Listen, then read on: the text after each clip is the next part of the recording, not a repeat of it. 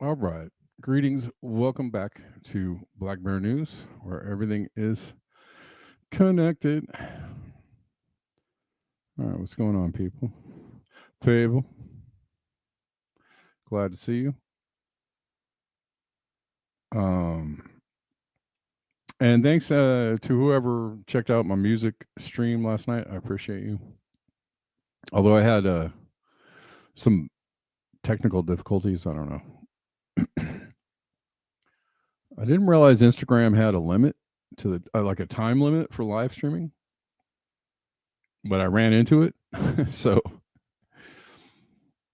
luckily the format of my live music stream is trying to keep it short, but I guess I went over the short time limit, and so they cut off the end of my stream. That was annoying. And then when I listened back on YouTube today, the sound on YouTube is just, I don't know. I think that's the audio processing. Was the sound better, Kate, last night, like during the broadcast on YouTube? I mean, it shouldn't be as bad as the sound. I'm listening back to the sound and it sounds like I'm underwater. It sounds, like I'm playing through a can with some gauze over it. So hopefully the sound was better live, but the playback not so much. So I don't know what to do about that. I didn't bring out the maracas, but I brought out the conga and the shaker. That's it. Anyways, it was cool. I'll do another one. It did not sound like it was underwater. Okay, good. Yeah, I think just the video, however they processed it, sometimes when they, you get the final live product on YouTube, it's just, I don't know, it just sounds terrible, but it's unfortunate.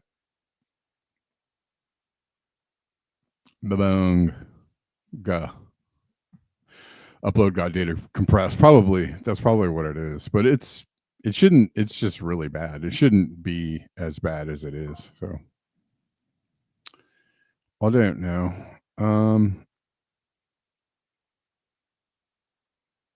Don't know what to say.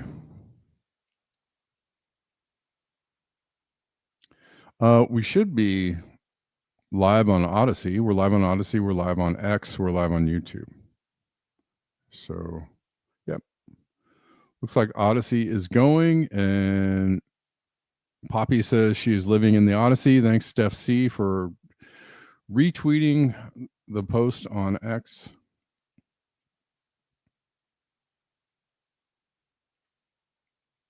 I don't know why it's giving me a different live chat kind of deal, but whatever. I'm kind of digging the Odyssey adventure right now, so that's cool.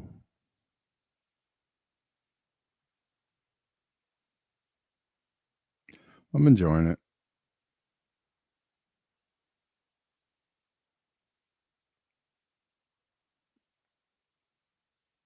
So just before the show, there was a live stream from Dropsite, and they have a live stream going right now on all right, Beauty and the Boomer and Victory Jen retweeting on X. Thank you. Enjoy the stream on X because it's over in a couple of days. If you want to watch the stream after, I don't know, a couple weeks from now, my thing expires on the 15th, so I'll stream until the 15th. But if you want to watch the show elsewhere, you can go to YouTube or Odyssey at Black Bear News, and you can find me there and watch the stream there on the daily.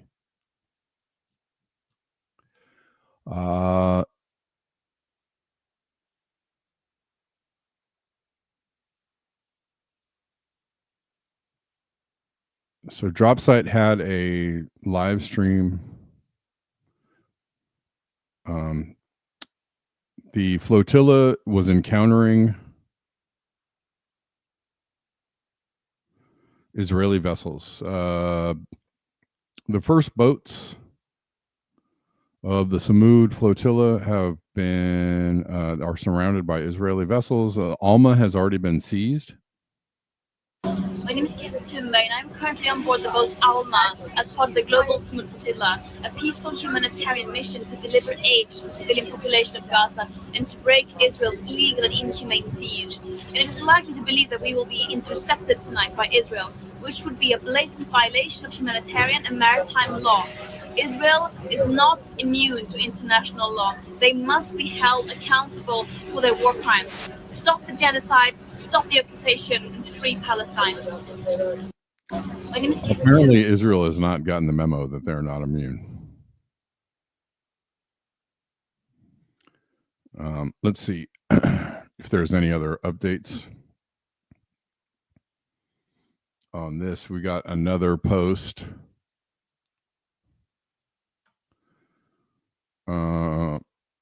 Our kidnapping is imminent. 10 to 12 ships are currently approaching the flotilla. We stand on the side of... This is a French MP, Emma Farreau. Il y a actuellement entre 10 et 12 navires qui s'approchent de notre flottille, dont un bateau qui avance beaucoup plus vite que les autres, probablement pour procéder à l'interception. Donc ce sont les dernières minutes pour pouvoir interpeller les gouvernements, pour demander un passage sûr à la flottille, pour faire en sorte que nous puissions arriver à Gaza, puisque ce que Israël est en train de faire est totalement illégal. Ce serait un scandale que nous soyons kidnappés en eau internationale. Nous avons le droit d'arriver à Gaza, nous devons arriver à Gaza. Donc on compte sur votre mobilisation, et si jamais on est arrêté, Hopefully someone understood that. All right, Robin Westenra also reposting the stream on X. Thanks, Robin. Appreciate you. There is a live stream going from Dropsite right now. I don't know what we can see of it. Let's see if I can get. This is what the live stream looks like now.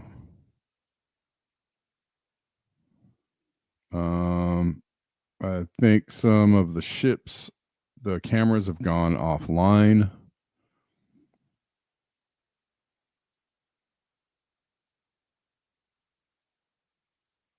And I don't know,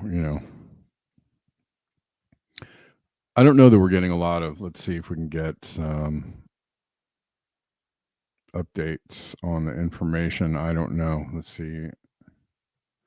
This just started happening. It's kind of like breaking news right before the show started. No boats boarded yet. We'll post updates until black on comms. Israel surrounded the flotilla. Emergency alert from the head ship. I saw that it said that the Alma had been taken into custody, but I don't know. It's the information on what's happening is sketchy at the moment. Israel directly contacts the boats of the flotilla, telling them that if they continue, the boats will be confiscated. Tiago Avila responded by calling out Israel's war crimes and starvation imposed on Palestinians.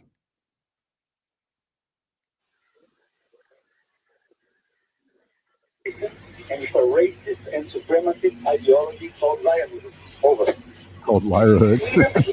Israeli Navy, you are approaching a blockaded zone. If you wish to deliver aid to Gaza, you may do so through the established channels. Please change your course toward the port of Asud, where the aid will undergo a security inspection and then be transferred into the Gaza Strip. Attempting to reach the Gaza Strip via sea while breaching the naval blockade violates international law and poses a direct security threat to Israel and its citizens. You are instructed to change your course. Any further attempt to sail toward Gaza endangers your safety and places you within an active war zone. If you continue on your route and attempt to breach the naval blockade, we will stop your vessel and actually confiscate it through legal proceedings in court. You bear full responsibility for your actions. Okay. Let's see if we can get some other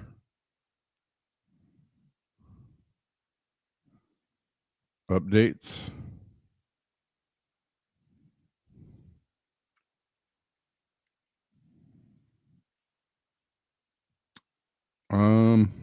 Well,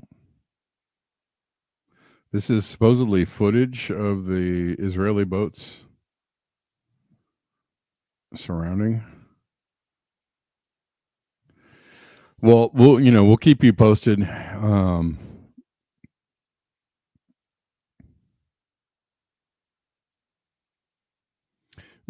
We'll keep our eyes on what is going on. I've got kind of an update thread going on here, so if we get some more news for you, we will let you know. Other pretty big news: the government has shut down, supposedly. And not only that, on top of shutting down, they are refusing to swear in. Did I cover this yesterday? I think I showed something about this.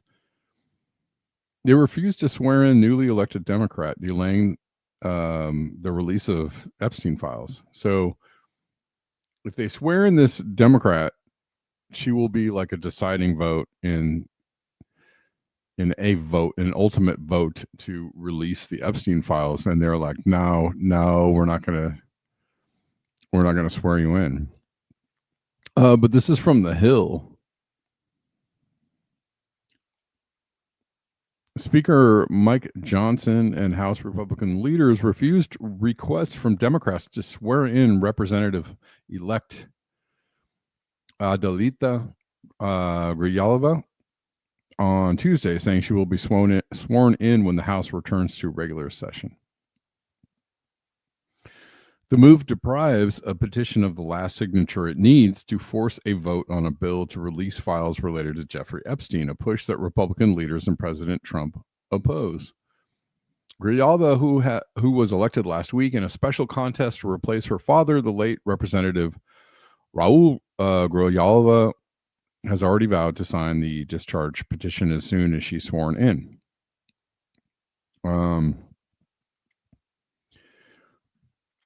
Is this behind the shutdown? I don't know. There's quite a few things happening that are not able to be carried out because of the shutdown. So there are a lot of theories around this shutdown. They're trying to, of course, they're blaming on the, this happens, I don't know, so often that it's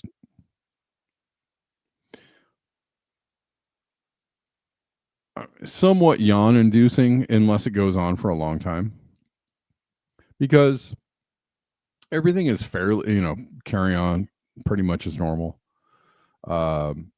And any workers that are not paid during the shutdown get, receive a compensation as soon as everything gets going again. They receive back pay for furloughed workers.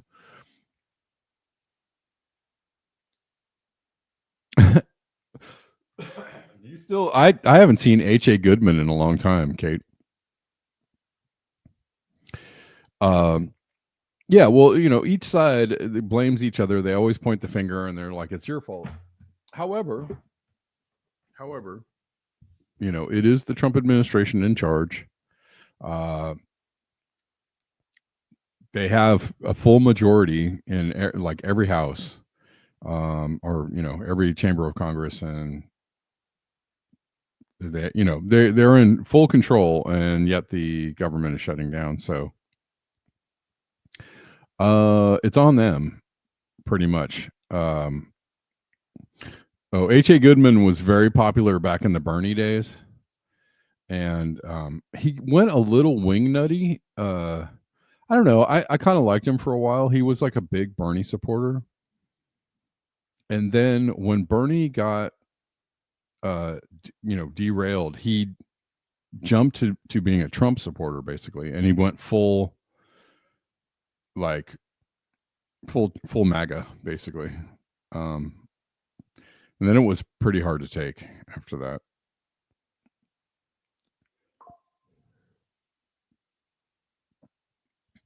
Let's see. Grijalva is in Washington this week, along with a host of House Democrats who returned to the Capitol during a recess to pressure GOP leaders to negotiate a bipartisan government funding bill. Although there are no votes scheduled, the House floor opened up briefly at noon on Tuesday for a pro forma session, a routine procedure allowing one chamber to pause floor activities for long stretches without consent of the other.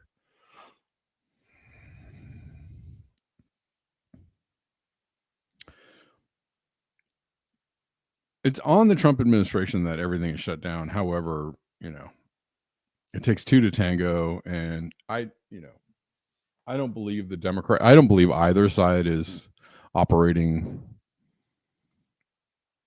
with the highest of integrity. So, we'll see. He was very obsessed with Hillary Clinton. Yes, he was.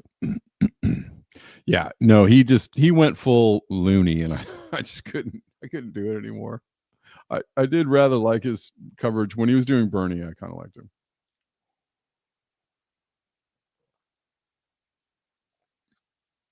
You think two to tango is bullshit? You tango by yourself all the time? Oh, what do you now? Okay. Don't know if we need any more information on that.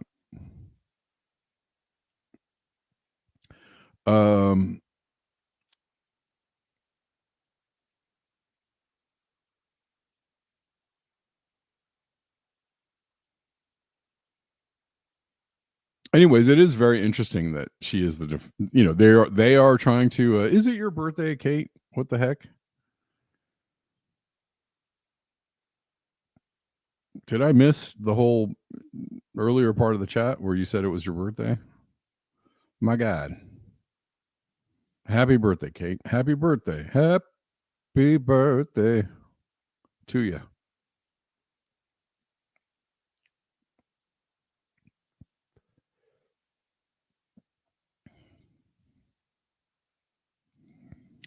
And it is October 1st. Yes, it is.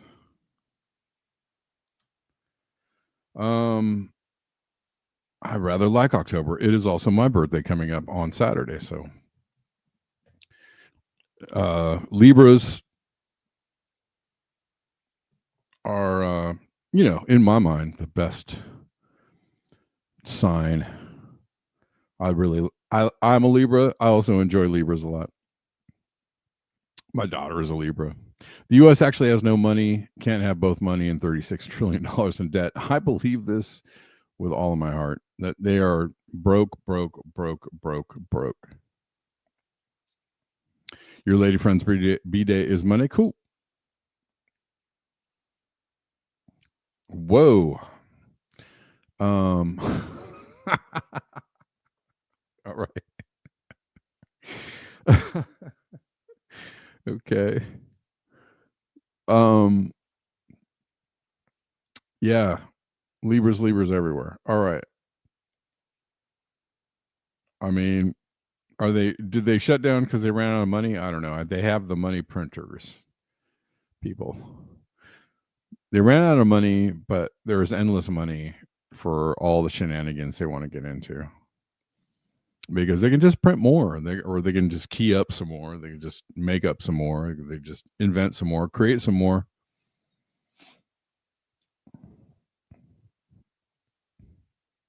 Government shutdown begins as lawmakers fail to reach a deal to extend funding. I mean, this happens all the time. It's hard not to get blasé about this, but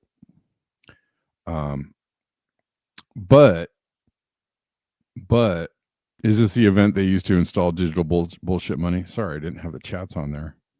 I don't know. That's the thing that kind of makes me nervous, right? Like, so usually government shutdowns happen or they're looming and everybody's like, oh my God, what's going to happen? And then they're usually events that are generated to get everybody all like hyped up and emotional. But here we are, it's shut down, and if it goes on for a long enough time, it could actually create some pain. The last shutdown that happened was during the last Trump administration, and it was like 35 days,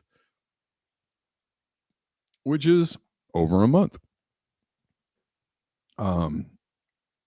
Which seems to me like a pretty long time, but I barely remember the shutdown happening in 2018. In fact, I don't remember it at all. It was a 35-day long shutdown, and did anything really go down? No. So, well, it could be Denver. That is actually my concern too, is that this shutdown will be used to either generate some kind of nonsense or to allow some kind of nonsense to get passed because, oh my God, it's an emergency and we got to get this hammered out, and they just, stick some stuff in there. I'm with you on that, Denver. I am.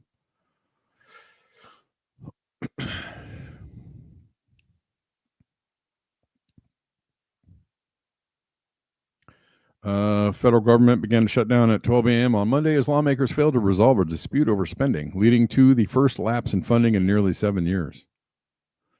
A House GOP bill to extend current spending levels for 7 weeks failed again in the Senate, where Republicans need Democratic support to approve spending. Democrats are demanding the extension of health care tax credits, and you know how helpful those are for people, in exchange for their support. I don't see how that's really a huge issue. They are not actually asking for illegal immigrants to get health care, as far as I can see.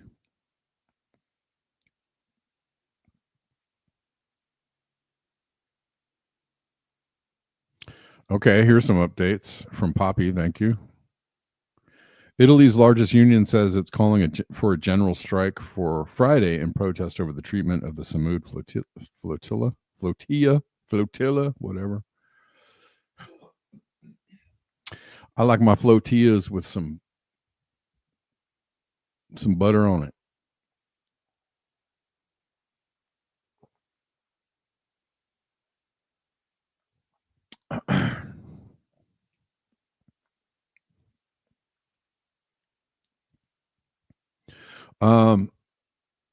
Agencies will begin implementing shutdown procedures on Wednesday morning, that's today, to keep or send hundreds of thousands of workers home on furlough.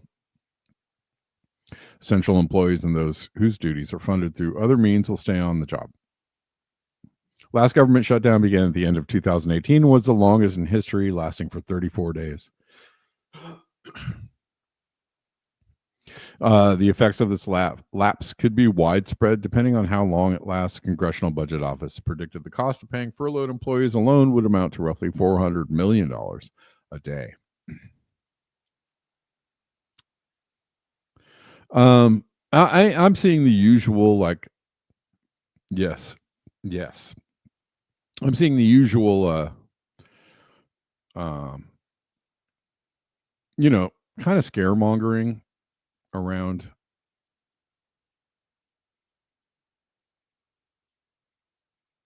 the shutdown. For the most part, I feel like it is a lot of spectacle. The issue is when it starts to affect people getting like services, right? People getting healthcare, people getting SNAP payments and Social Security payments, and right, like that kind of stuff. Not so cool.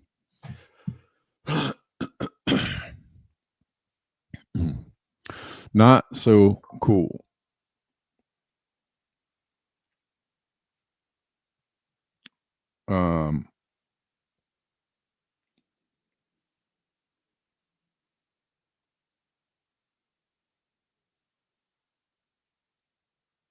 Unusual Wales says the U.S. government has shut down. Here's all the data being suspended. So because of the shutdown, they're not reporting some economic data, which people think is crucial.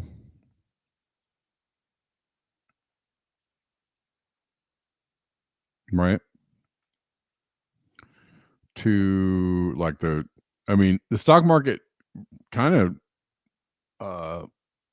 took off today and had a big upswing, maybe because of the non-reporting of these indexes, jobless claims, non-farm payrolls, consumer price index, producer price. It's an interesting day. The government shuts down and the stock market goes up. Go figure, right?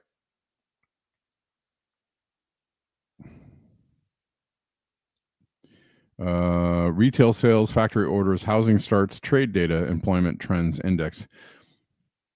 So, it's just funny what the stock market responds to, right? Government shuts down. Oh, hey, good day for us. Excuse me.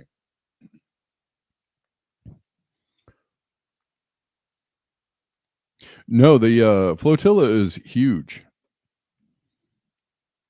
It's very large. I saw some like live footage of kind of the expanse of it, and it's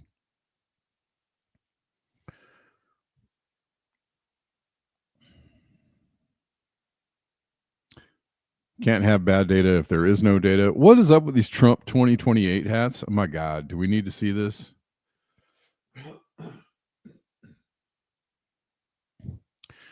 Dear Lord.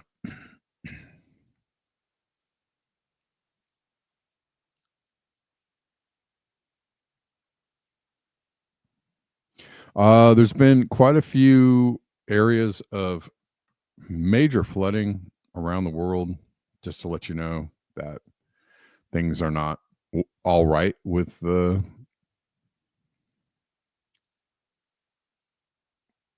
way the environment is behaving. Ukraine, major flooding in Ukraine, massive flooding in Ukraine. This is in Odessa. Just a reminder that the weather systems are out of whack, and they are going to continue to get more out of whack. If you have wondered if the weather systems have been getting more out of whack over the last 5 years or so, maybe 10, it's because they are. Are they getting more out of whack every day? Yes, they are. Why is that happening? I don't know. Have no idea.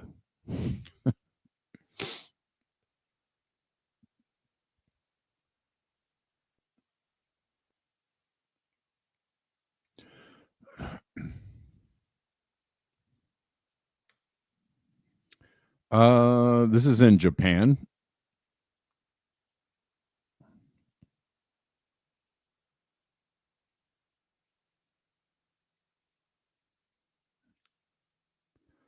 And this is in the Philippines.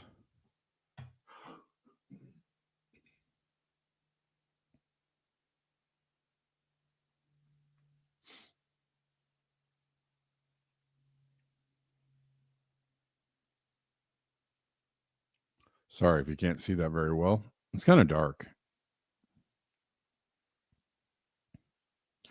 But looks frightening.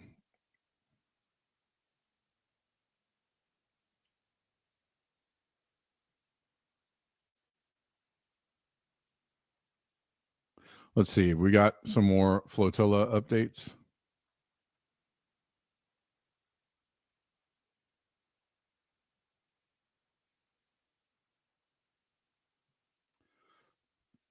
I don't know if we do.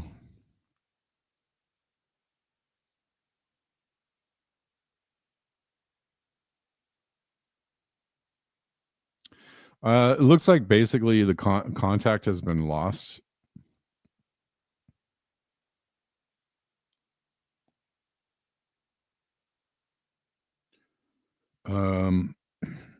Here's a moment. Israel intercepted the flotilla boat Adara, captured by journalist Kieran Andrew. Here we go. Hands up, everybody. Hard to give you a sense of how big and imposing it is. It's coming round my side now. What are we doing? Hands up. Hands up, everybody. Can you put your fucking hands up, please?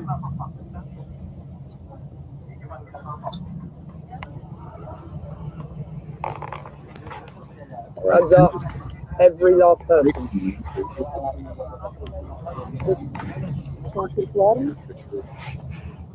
This is happening like right now, and because information is spotty, so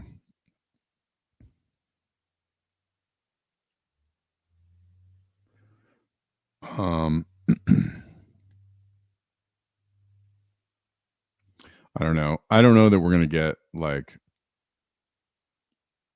really great information probably until later. Is that a cloud? Oh, yes, it's a cloud. You like it? So soft. I wish my green screen was an actual green screen. It is not. It is just a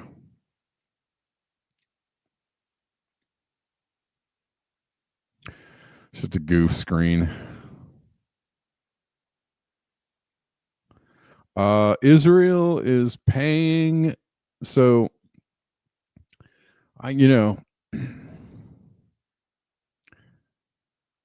everything seems on one hand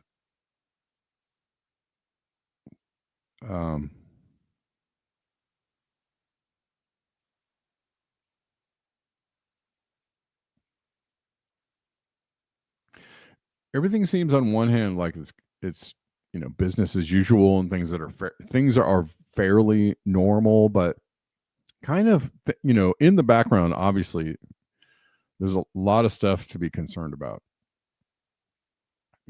troops in major cities, the president saying we got to go arrest people who oppose the government in any way, shape, or form, like totally unconstitutional stuff that's going on, while everybody's sitting around going, well, I wonder where I should eat tonight. Delicious restaurants, and yeah, you got to eat. People got to eat, but I don't know. There's stuff that's happening that we should be very concerned about, and I'm not quite sure what the answer is. Normalcy bias is the enemy. That is true, Denver. Right. Not only that, but, we have TikTok being bought by Larry Ellison, and they're just straight up blatantly saying that they're going to run Zionist propaganda on TikTok. As far as I can tell, the other social media companies have been fairly censorious lately. I don't know. YouTube goes in and out. Like YouTube acts like they want to be free speechy, and then, they go back and forth between, I have days on YouTube where some days they're like, hey, how about if I let you get some followers and some views today? And I'll get a whole bunch of people watching the show, and I'll get a whole I have actually amassed a bunch of followers in the last couple of days, a bunch, 20. But I mean, considering I've been stuck at the same number for 5 years, it's, kind of eye-opening. Yeah, but then they shut me down the next, very next day, it's back to normal. Like, how about 20 viewers today, right? So they can't decide whether they're actually going to let people get views or get heard or not. They say they are. I don't believe it. I actually don't believe it for a second. That's why I'm streaming on Odyssey. That's why I urge people to go create an Odyssey account or go watch the show on Odyssey. Poppy's over there. Some other people are over there watching right now. Just get comfortable with watching elsewhere, because, it may come a point where they, throw the hammer down for we'll keep on fighting. Somebody said yesterday, there's something to be said for telling the truth on these platforms that try to shut you down. Yeah, sure. I agree totally with that. And but it's a fine line for me, because I don't want to really support these platforms with my energy and my content and my likeness, and definitely not my dollars, when they're basically taking dollars from me, where they're committing fraud by giving people false numbers and shadow banning me. They're basically committing fraud. So I don't, it's hard for me to want to keep investing my energy in these platforms. I just keep on chugging along and I keep trying. But when I find viable alternatives, or, places that make me feel, slightly more warm and fuzzy, I will go over there, and I will spend my time over there, more time over there. And I will encourage people to come with me over to places that make everyone feel a little more warm and fuzzy. Because God dang it, it's tough out here. And how long do you have to be shadow banned? How long do you have to fight shadow bans? Before you're like, and I guess part of the goal is to get, they're trying to get you to give up and shut up. I get it. They're trying to get you to shut up. They're trying to squash your momentum, your energy, your, will, if you will.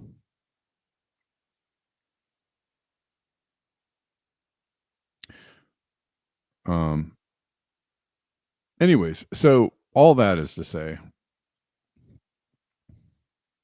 they are apparently paying people quite a lot of money to post for Israel. Influencers, if you will. Which seems to be the only way that they can get this done, because people are hurting, people are trying to get paid, people are trying to make a living, people are trying to buy food, people are trying to pay the rent and all that kind of stuff.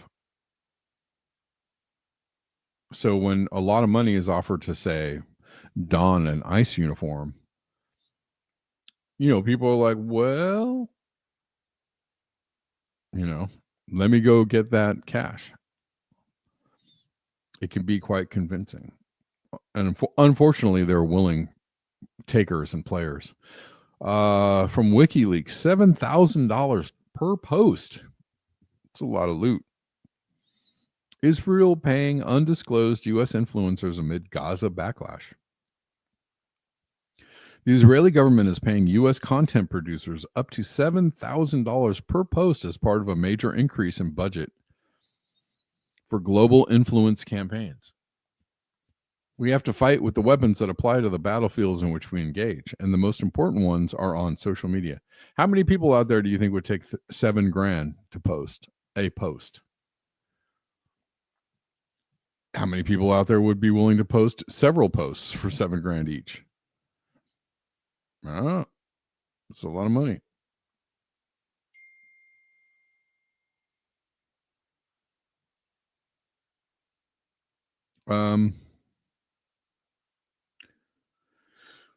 September 2025 filing by Bridges Partner LLC on behalf of Government of Israel through Havas Media Group. Under the U.S. Foreign Agents Registration Act details initial payments for production and influencers concept development, with each influencer begin matching with Israeli content partners and writing initial posts, among other line items. More than half, the $900,000 total, appears to be allocated to the recruitment and training of a cohort of more than a dozen U.S.-based online influencers expected to post pro-Israel content. Shut those people down. Tell them they are disgusting. Downvote. Away.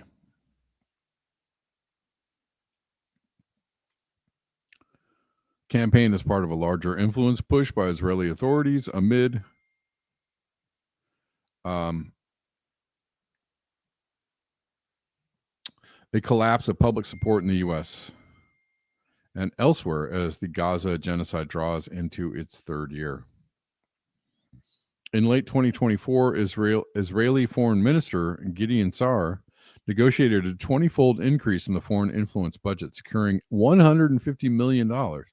Among other initiatives, Israel is now paying $1.5 million a month to President Donald Trump's former digital campaign strategist, Brad Parscale, to produce strategic communications. Good Lord, this guy is Donald Trump's former digital campaign manager. Wow. Yeah, I know. It's rather disgusting and incestuous, don't you think, Scott?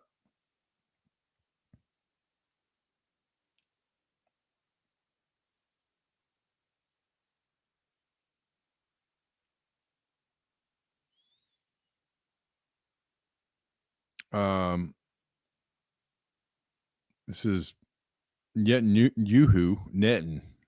I think you should also talk to them if you have a chance. To that community, they're very important. And secondly, we're going to have to use the tools of battle. I can't do it. Get this demon off my screen.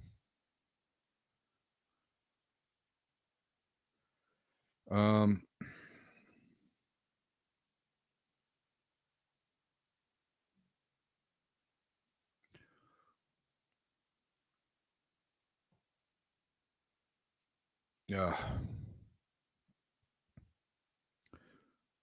How you doing on Odyssey, people?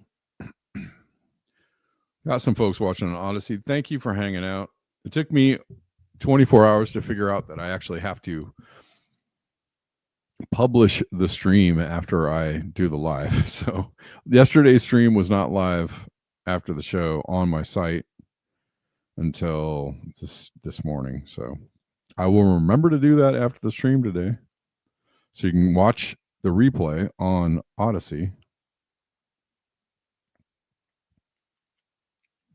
That's true.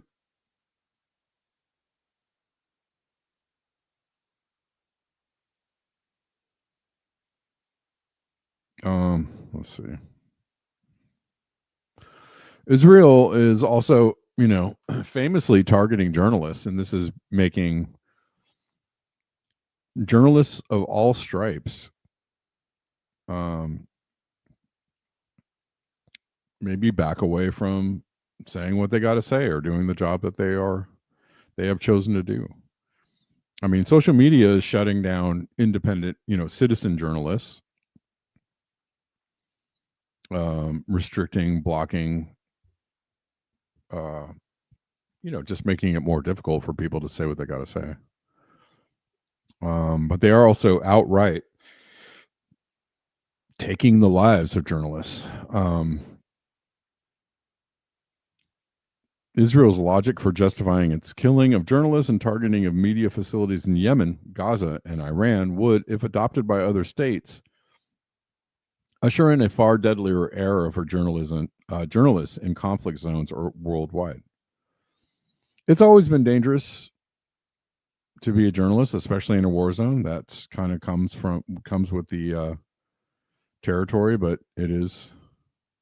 There's been a lot of unprecedented moments Very in this dangerous right ongoing now. conflict between Israel and the Houthis in Yemen, but you may have missed them because they've been largely eclipsed by other news out of the Middle East. In this video, I want to take a closer look at one of these moments, and that's this Israeli airstrike on 2 newspapers in Yemen's capital city of Sana'a that killed 31 journalists. And what I really want to get into is Israel's justification for targeting this facility, because if it is adopted by other nation states, we are looking at a much deadlier era for journalists in conflict zones worldwide. So this airstrike, it happened in early September, and last week, the Committee to Protect Journalists took a closer look at this event in this report. Here, CPJ found that this airstrike is the 2nd deadliest massacre of journalists the group has ever recorded, and it is the deadliest single strike ever on journalists in the Middle East. Now let's break down Israel's justification for this strike. On X, the Israeli military justified targeting this media complex,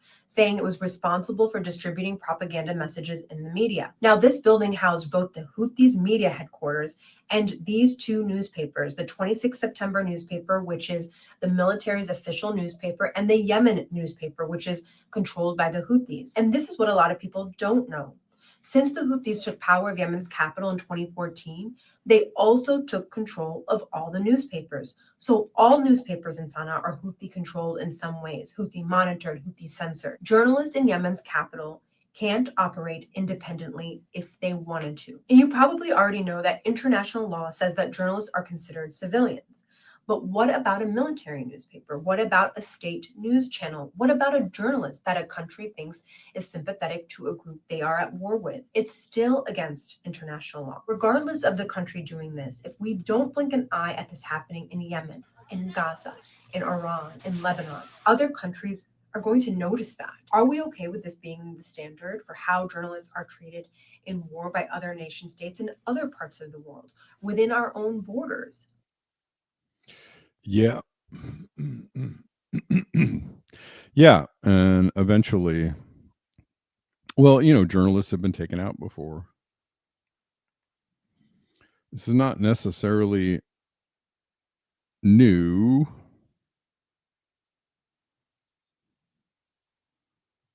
This is a tried and true tactic, but disgusting nonetheless.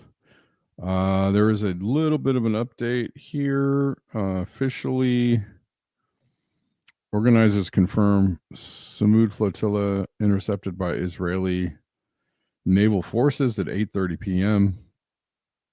Gaza time. Israeli commandos illegally boarded 7 flotilla ships, including Alma, Sirius, and Adara, in international waters.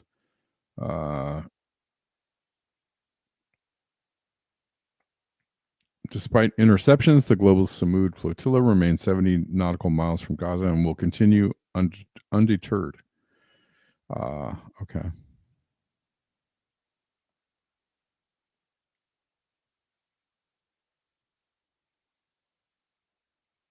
Here is Shama Sawant talking about, basically echoing you know, things that Bernie Sanders said long ago, but couldn't necessarily follow up on. This is not new information.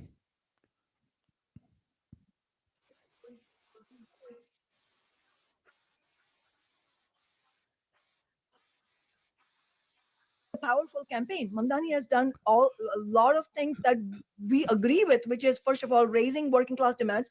We strongly agree with that. And we also agree with the fact that there is a massive ground campaign with tens of thousands of volunteers. We strongly agree with that. That's how we have won our campaign. So we don't oppose that. But we also think that those tens of thousands of working people should be, we should be organized into action, not just to win votes, but to actually win victories for the working class. So just to give you a concrete example, Mamdani is calling for a rent freeze in rent stabilized apartments. I strongly agree with that. But but right after he won the primary, the rent control board met and increased the rents right now. So my question is, if you're calling for a rent freeze, then why don't you mobilize your supporters right now? Yeah. Shut down the rent control board meeting and defeat them in their attempted rent increases. What sense does it make to say you're fighting for rent increases, but in front of your eyes the rent increases are happening, and you have tens of thousands of people who would come if you called for for an action. So and that if you give your movement a win before the election, you're a slam dunk to win. You're a slam dunk, absolutely. You don't need to meet. You don't need to do any meetings with billionaires. Yeah. You need to show that you're willing to put a fight into it, and that is why. Exactly. That is a slam dunk. And also, he's already a slam dunk. I'm sorry.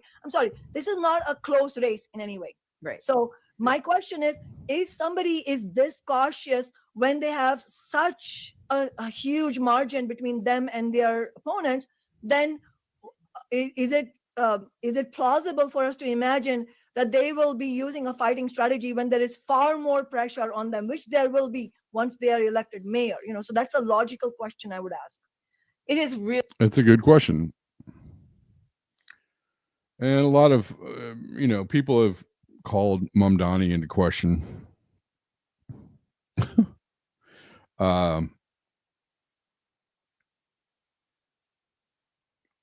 Whether he is an actual true socialist, if he's really going to fight for the people, if he's not going to be owned, if he's not going to get into office and turn around and capitulate like they all do.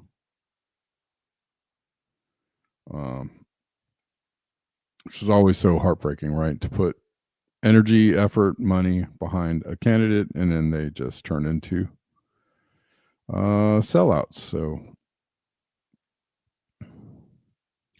I don't know. Guys, if you want to support the channel, there's lots of ways to do it. Thank you to the Patreon people. I appreciate you. You usually pay me out at the end of the month on the 1st. So thank you guys. I appreciate it.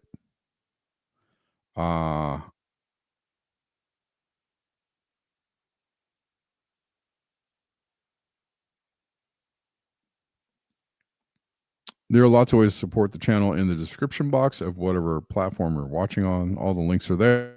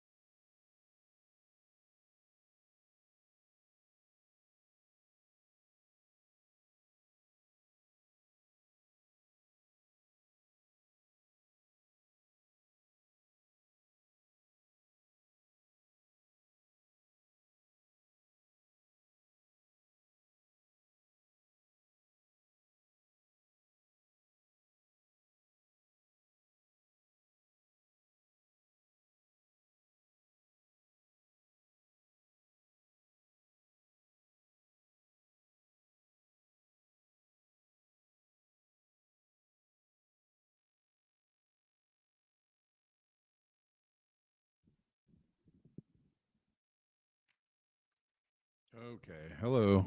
I don't know if you guys can hear me or not. I think I don't know what the Wi-Fi just totally cut out. Random. Sorry about that, guys. Yeah. So I apologize for that kind of derailed. I was just thanking people for supporting the show, and on that note, I think I'm going to end the stream because that just like bonked out my entire momentum. So thanks for watching, guys. I appreciate it. Sorry for the stall out there. I'll see you guys tomorrow at the regular time. And yeah, I mean, it happens, I guess. I don't know. It's just weird. See you guys tomorrow at the regular time of 12 p.m. Pacific. Y'all are great. Enjoy the rest of your day, and always beware the bear.